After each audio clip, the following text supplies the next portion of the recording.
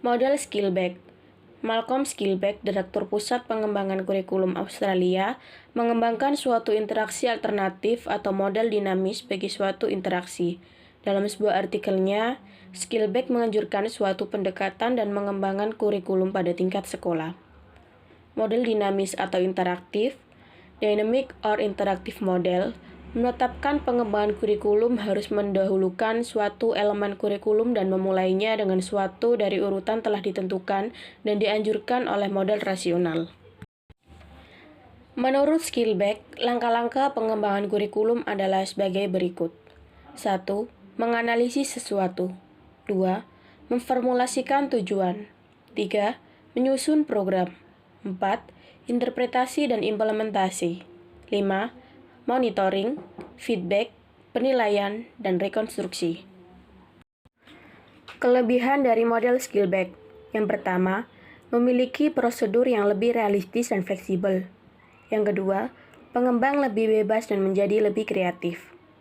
Kelemahan dari model Skillback. Yang pertama, dalam pelaksanaannya akan cukup membingungkan karena pendekatannya tidak sistematis. Yang kedua, kurangnya penekanan dalam menempatkan pembangunan dan penggunaan objektif. 3. Dengan tidak mengikuti susunan yang logis dalam pengembangan kurikulum, para pengembang hanya membuang-buang waktu. Model Seiler. Model ini membentuk proses perencanaan kurikulum. Untuk mengerti model ini, kita harus menganalisa konsep kurikulum dan konsep rencana kurikulum mereka. Kurikulum menurut mereka adalah sebuah rencana yang menyediakan kesempatan belajar bagi orang yang akan dididik. Model ini menunjukkan bahwa perencana kurikulum mulai dengan menentukan atau menetapkan tujuan sasaran pendidikan yang khusus dan utama yang akan mereka capai. Kelebihan dari model Seiler. 1. Kurikulum dapat digunakan sebagai rencana kegiatan pembelajaran.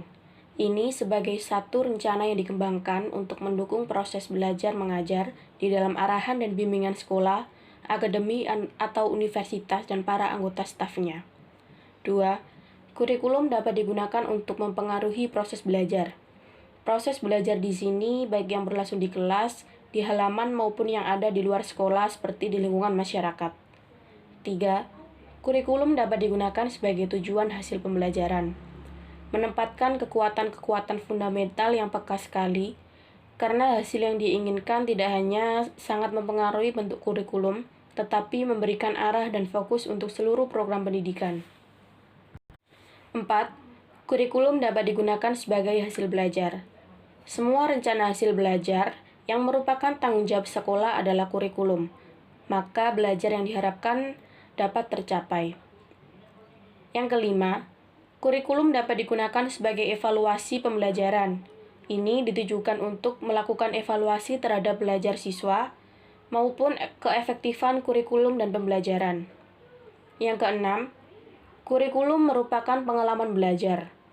Pengalaman belajar bagi siswa dan pedoman penyelenggaraan kegiatan belajar mengajar bagi semua pihak di sekolah, sehingga siswa dapat berkembang untuk mencapai tujuan pendidikan. Kekurangan dari model Seiler. 1.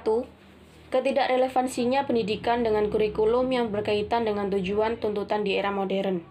2. Adanya masalah mutu pendidikan yang berkaitan dengan peningkatan aspek pendidikan demi menghasilkan lulusan yang berkualitas sesuai dengan kurikulum yang diajarkan. 3.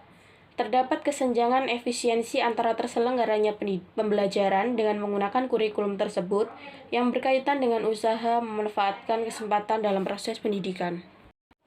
Langkah-langkah pengembangan kurikulum model Seiler. Langkah pertama, refleksi awal.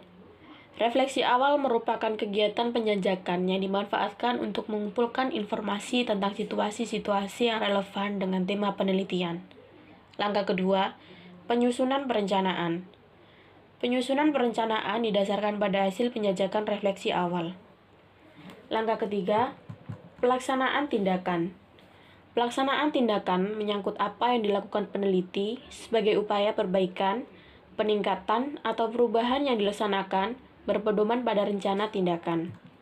Langkah keempat, observasi atau pengamatan. Kegiatan observasi dalam PTK dapat disejajarkan dengan kegiatan pengumpulan data dalam penelitian formal. Langkah kelima, refleksi. Pada dasarnya, kegiatan refleksi merupakan kegiatan analisis, sintesis, interpretasi terhadap semua informasi yang diperoleh saat kegiatan tindakan.